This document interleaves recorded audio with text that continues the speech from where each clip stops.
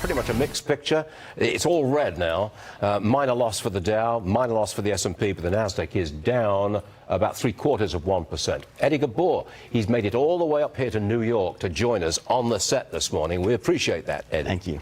You bought the dip on NVIDIA on Monday. Why'd you do that? So we looked at NVIDIA as a black swan event on Monday. We didn't think we were going to buy going in, but down 17%. We couldn't resist. So clients that were underweight NVIDIA, we had to increase that position. We thought was a great entry point. The number one reason why we bought it is we do not believe President Trump, with his pro-America policy, is going to trust a company from China to collect data from the U.S. that they can use to weaponize against us. So one can say the AI war has started between us and China. Are you talking about TikTok, or are you talking about DeepSeek? DeepSeek can be added to the TikTok list. If they think TikTok is a problem, DeepSeek is going to be a bigger problem. Do you think we still need to spend all this money on data centers? I mean, Microsoft's going to report this afternoon.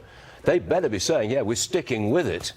Otherwise, you're going to have a real problem on your hands. If they don't, and these companies do not, we will be selling NVIDIA. One thing we tell clients, we will not fall in with a name and be hard-headed, because that changes the fundamentals. The margins and everything on spending will come down, and that'll be a problem for NVIDIA. So that's going to be the number one question every one of these Mag 7 companies are going to be asked, and if they don't answer it correctly, NVIDIA is going to be a big loser. If there's any mistakes, any upsets amongst the big tech companies, are you getting out of them? Depends if they break the 50-day moving average and what the fundamentals look like. I think stock selection this year is going to be critical. This is why we said 2025 is not a buy and hold year. We have had so much activity already. The reason why we were able to buy on Monday was we raised 30% cash 3 weeks ago.